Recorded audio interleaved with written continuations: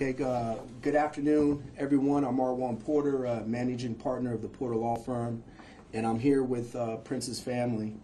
We were retained to investigate why this tragic incident happened, how it happened, and most importantly, how it could have been prevented. Specifically, we are going to be investigating the organization that put on this tryout and get an understanding of the policies and procedures or lack thereof that they had, which led to this incident. Obviously, something went terribly wrong, and we want to rectify it for this family and for the community at large. And this is a plea, to everybody out there in Jacksonville to stop the gun violence. You are ruining families, and even if your intended target, sometimes it goes a completely different direction, and you ruin and hurt families and devastate families. So, a plea to the community and to all the youngsters out there, to cut it out, and just put the guns down.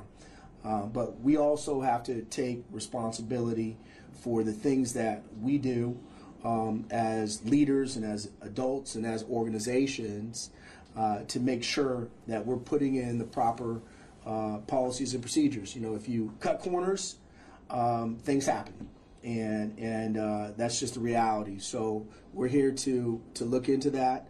Have Prince's mother, here today, and some family and friends, and she's been contacted by the media, and so she wanted the opportunity, to address the media and answer any questions that you may have. So with that said, I'm going to turn it over to Chantel, Prince's mother. So I'm not sure if you guys have any questions or. First of all, I just want to say my heart goes out to all of y'all. I can imagine what you must be going through. The sheriff, I don't know if you heard a press conference today, somebody asked him about the case, and he said they are making progress. Have y'all heard anything new lately? No. Chantel, what are some of your concerns, especially with the youth organization? What led up to this awful tragedy? What am I concerned? Why are y'all not reaching out to parents? Why do parents not know who you are?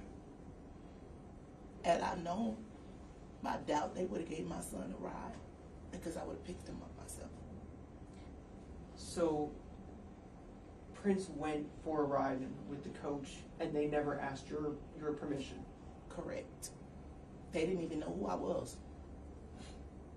My son just met them. From my knowledge, I have nothing, but I don't have my baby. Do you think if it weren't for, their negligence, that Prince would still be here? Yes. Yes. What's your message to them right now? Get y'all stuff together. Because what if it's somebody else's child? I don't have my baby. Y'all can go home to y'all kids. You can hug your kids. You can watch your kids play sports. All my baby did was live football.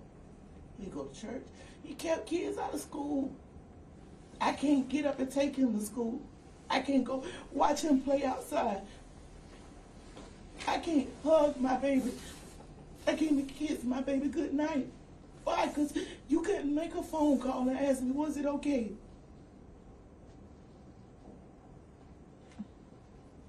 From what I understand, not only did you guys not have permission for the car ride home, but you also didn't even know about the tryouts as well? I knew about a tryout. I'm not going to say I didn't, because he said, Mama, it's a 7-on-7 tryout tomorrow. I never knew the team, never knew the league. I just found the name of the team out like 3 days ago. The league, rather. Never signed any waivers or releases. I mean, there's a whole litany of things that organizations should do prior, to allowing somebody to participate. And even, the park where it occurred. Did this organization have the proper permits? Did they have insurance? did they have all the things that, they would need to have in order to throw a function like this at a park? You can't just show up somewhere and put on, an event. You have to take the proper procedures, and maybe they did, and maybe they did not. But, we're going to find that out, because had all those things occurred, we wouldn't be here right now. Legally, and you started to answer right there, Yep. but legally, what's next for you guys as you pursue this? So, I'm always one, I don't, cast aspersions and throw rocks. I go and I investigate. And so, we want to dot our I's and cross our T's and find out what happened. And if all of the proper steps were not taken, which if I had to take a wild guess, they were not, we are going to pursue litigation against the organization and anyone else who was involved.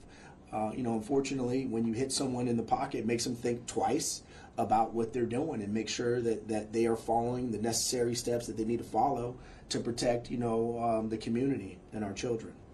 What have you found out about this organization? Because just looking online, I didn't see anything about a Jacksonville footprint with them. I saw something out of maybe Tampa that had a similar name. Is that them? I mean, who's even behind it? So, the name that we found thus far is the Ambitious Kings and Queens, I think Lions, I believe.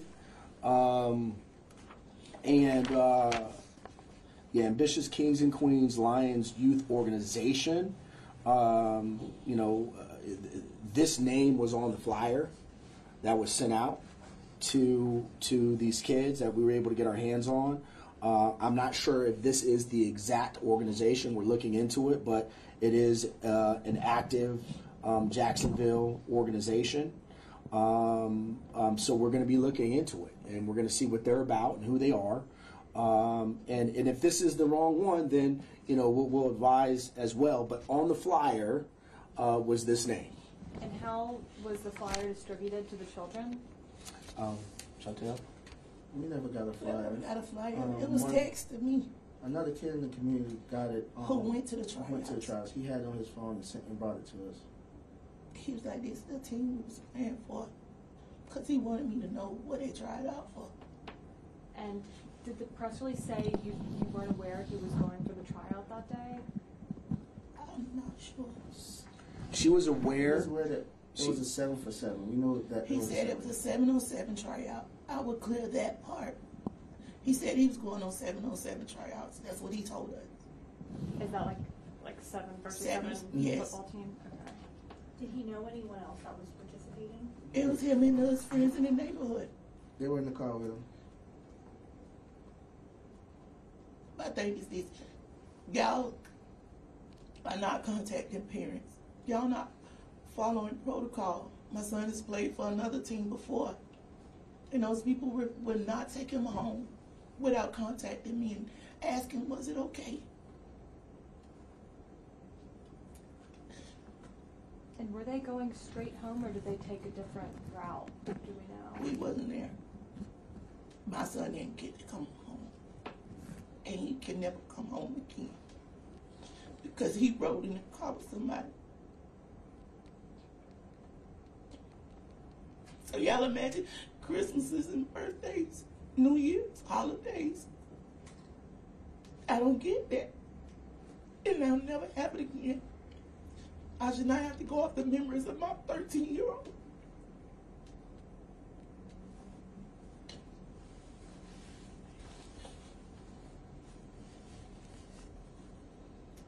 Based on your investigation so far, do you think this coach was targeted? They shot up a vehicle, and so, that doesn't randomly happen. Now, could it have been a mistaken identity? Yes, but what they say, walk like a duck, quack like a duck, it's a duck, it seems like, something went wrong, and unfortunately, a 13-year-old, innocent child was the victim, of it. And so too, you know, the shooters out there, you know, this is what you caused, you know, and you have to understand that your conduct and your actions, you know, could cause devastation that may not have been, you know, intended. And so, you know, think twice, you know, in the future, because I'm sure even you didn't mean for this to happen, but this is the result, you know, of that type of conduct and behavior. So I would ask that, you know, in the future, you think twice. So, you know, we don't know, you know, the criminal investigation is ongoing. And so, you know, until that is complete, they don't give up any information. So we don't have any information regarding the criminal part of it. You know, we're just focusing on what happened prior to that led up to it. That day, did you discuss maybe like if he went, what his arrangements would be to come home, what his ride home situation would look like? He will walk home with his group of friends. They walked together because it wasn't that far. Oh, he would have called me. He would. That child is gonna call. He gonna call. He gonna text. He gonna video call. You gonna know where he at. So the one day y'all want him in y'all vehicle, then you as an adult didn't even call. That he can't make a phone call again. He can't stand here and tell you his story. He can't tell you. Nobody his side. Do you feel that the driver knowingly endangered your son? I don't know that driver. I can't tell you that. But I know y'all didn't have permission for my baby to be in that car. Have you all been able to talk to him, the coach? Talk to who? The Driver. driver. No. He's still in the hospital. I can't even tell you how he looked. Have you guys heard anything from the organization at all? I'm sorry. The guy that's supposed to be the president, he came to the house and said, "I'm sorry," and left. It wasn't like, I just felt like it was fake. It wasn't, oh man, something that if you lost your child, you'll want to really talk or say something. He said, "I'm sorry." He stood there at the head of the driveway and then left. He didn't come in your house? No. Do you know how long the organization had been around for? Never heard of it. Never heard of it. Do you guys have a copy of the actual flyer that was being given out? We'll send it to you. Okay. Are there hiring practices something you're going to be looking at as well? All of it. Yep, all of it. You know, did they have the proper, you know, insurances? Did they have procedures and protocols in place? Who are these individuals? How long have they been in existence? Are they part of a larger, you know, organization? Are they part of a league? We're going to look into all of it and start putting the pieces of the puzzle together. Do you know how many kids were there that night?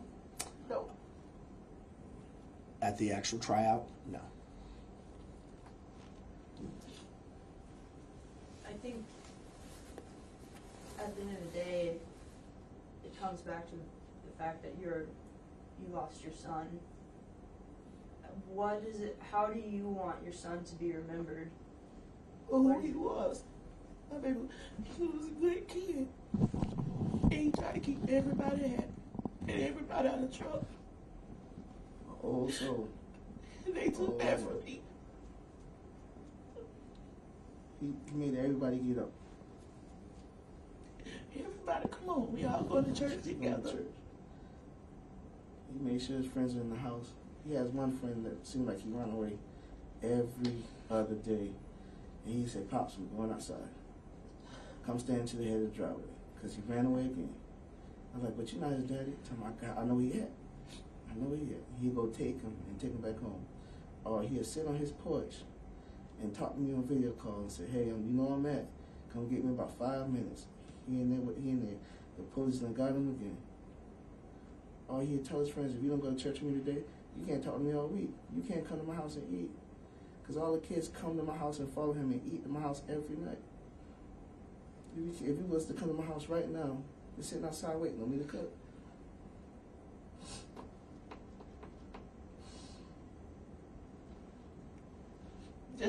those you can't get back. What if it was y'all child, y'all sibling, even you? You would want whoever did it to tell you who did it. Worked 2 jobs. That man made sure the house was clean when he got home from work. He got older siblings. He used to sit and wait till both of us get in the house and say, all right, I'm going to sleep. You need anything? When he cut grass in the neighborhood, him and his friends, he made sure his mom had a cold Pepsi every night when she got home from work. Every night.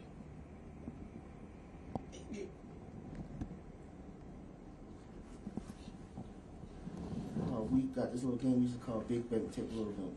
I don't know if y'all used to it or other times. It's take your cash out your pocket. Whoever got the most cash takes your money. And so this happened one night. They made $102 cutting grass. And I luckily just came in the house.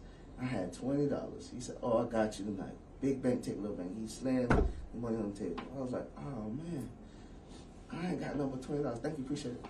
And it was just like, it was just rejuvenate. We did that almost every weekend. So he can stride, won't beat me. He finally got me one time.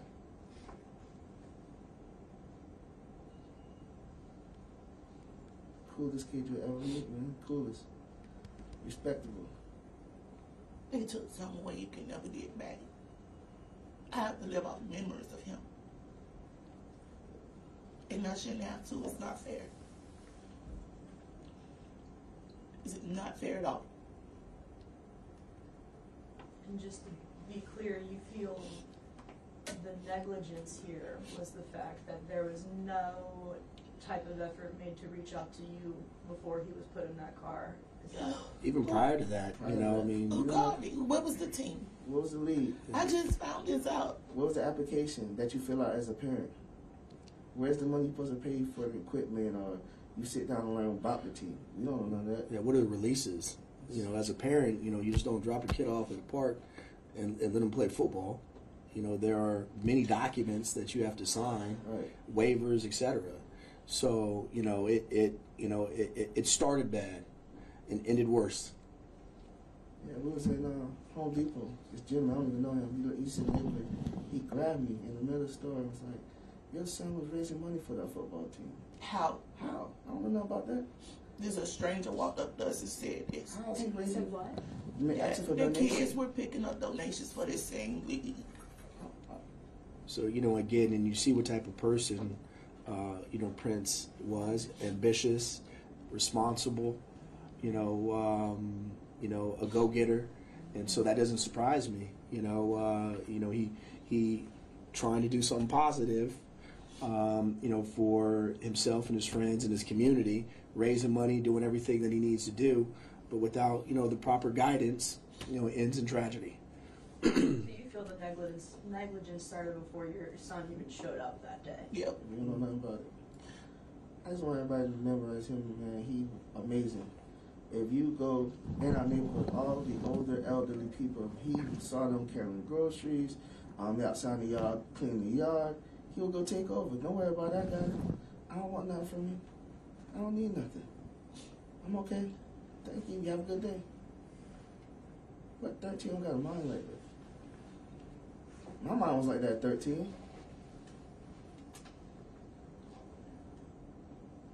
What did football mean to him? Everything. Everything. As he said, I'm going to grow up and I'm going to be a wide receiver for Kansas City Chiefs, Mama, so you don't have to work no more. Because y'all took care of us. He told Chris, make sure you come to my draft pick because I'm going to make it for y'all. He never will have that chance. Rain drills in the yard every day. Cones, everything.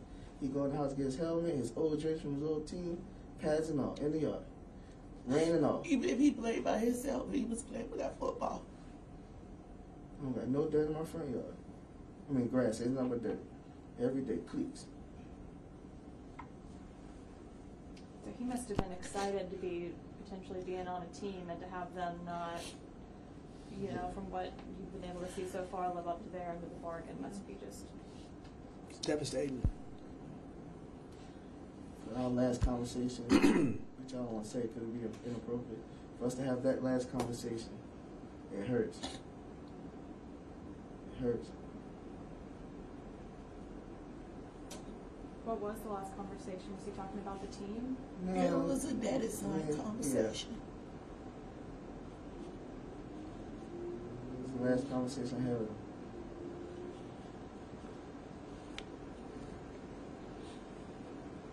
All I want is just justice for my son. Yeah, we need that. That's it. Give me justice for my baby.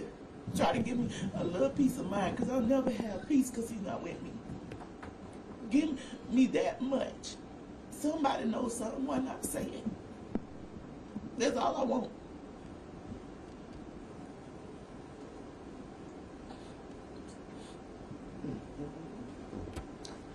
Thank you. We'll keep you posted, you know, as we get additional information.